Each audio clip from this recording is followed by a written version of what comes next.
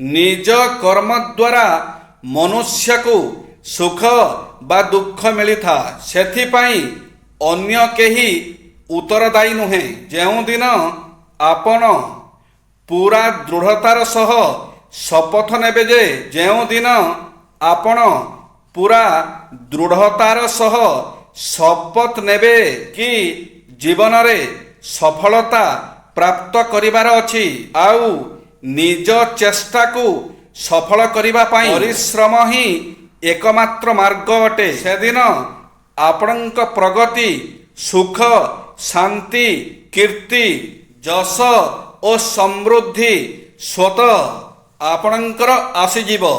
ମନେ ରଖନ୍ତୁ, କାହାରି ବି ଜୀବନ ସଦା ସର୍ବଦା ରହେ ନାହିଁ। ଯେବେ ଆମେ ଜନ୍ମ ହୁଅନ୍ତି ଆମ ହାତରୁ ଜୀବନ ଖସିବାକୁ ଲାଗେ। ଯଦି ସମୟକୁ ଚତୁରତାର ସହ ଉପଯୋଗ କରାନଯାଏ ତେବେ କିଛି ବି ବାକି ରୁହେନି। ସମୟକୁ ଉପଯୋଗ କରୁନଥିବା ଲୋକମାନଙ୍କୁ ଭାଗ୍ୟ ଭରସାରେ ରହିବାକୁ ପଡ଼ିଥାଏ। ମୁଁ ଏହା ଶିଖିଛି ଯେ ଯଦି କେହି 24 ଘଣ୍ଟାକୁ 48 ଘଣ୍ଟାରେ ବଦଳିଲା ଭଳି ଗତିରେ କାମ କରନ୍ତି ତେବେ ସେ ଅନ୍ୟମାନଙ୍କଠାରୁ ଶୀଘ୍ର ସଫଳ ହେବେ।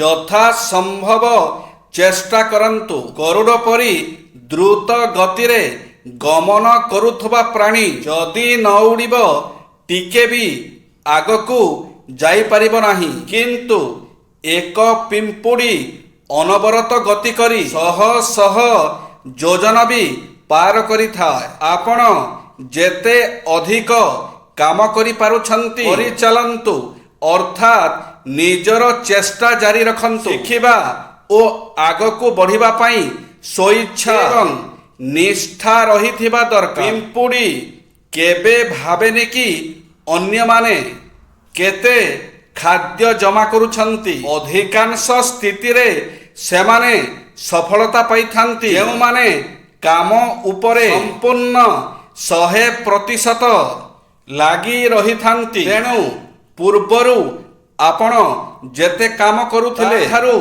ଟିକେ ଅଧିକ କରିବାକୁ ଚେଷ୍ଟା କରନ୍ତୁ। ଛାତ୍ର ଛାତ୍ରୀଙ୍କ ପାଇଁ ବାସ୍ତୁ ସିଦ୍ଧାନ୍ତ। ଷ୍ଟଡି ରୁମ୍ର ଚଟାଣ ଉତ୍ତର ପୂର୍ବ କୋଣକୁ ଗଡ଼ାଣିଆ କରନ୍ତୁ। ଷ୍ଟଡି ରୁମ୍ ପାଇଁ ମୁକ୍ତ ବାୟୁ ଏକାନ୍ତ ପ୍ରୟୋଜନ। ଏଣୁ ଷ୍ଟଡି ଟେବୁଲ ନିକଟରେ ଝରକା ଏବଂ ଭେଣ୍ଟିଲେଟର ଥିବା ସର୍ବୋତ୍ତମ। ଷ୍ଟଡି ରୁମ୍ର ଦ୍ୱାର କୌଣସି ପାଇଖାନା ଦ୍ୱାରକୁ ସାମ୍ନା କରି ରଖନ୍ତୁ ନାହିଁ। ଷ୍ଟଡି ରୁମ୍ର ଉତ୍ତର ଓ ପୂର୍ବ ଦିଗକୁ କୌଣସି ପରିପ୍ରେକ୍ଷୀରେ ଅବରୋଧ କରନ୍ତୁ ନାହିଁ। ଷ୍ଟଡି ରୁମ୍ର ଦକ୍ଷିଣ ଓ ପଶ୍ଚିମ ଦିଗରେ ଆଲମିରା, ର୍ୟାକ୍ ଏବଂ ବୋର୍ଡ ରଖାଯିବା ଉଚିତ। ଯେଉଁ ବ୍ୟକ୍ତି ଇନ୍ଦ୍ରିୟକୁ ଜୟ କରିପାରିଛନ୍ତି ତାଙ୍କ ମନରେ ନାରୀଙ୍କ ପ୍ରତି କୌଣସି କୁତ୍ସିତ କାମନା ଉଦ୍ରେକ ହେଉନଥିବାରୁ ସେ ନାରୀ ଶରୀରକୁ ତୁଚ୍ଛ ମନେ କରନ୍ତି। ସଂସାରର ସମସ୍ତ ବିଷୟରେ ଅନାସକ୍ତ ଯୋଗୀ ଓ ସନ୍ନ୍ୟାସୀ ସାରା ସଂସାରକୁ ତୁଚ୍ଛ ମନେ କରନ୍ତି। ଜୟ ଶ୍ରୀ ଜଗନ୍ନାଥ।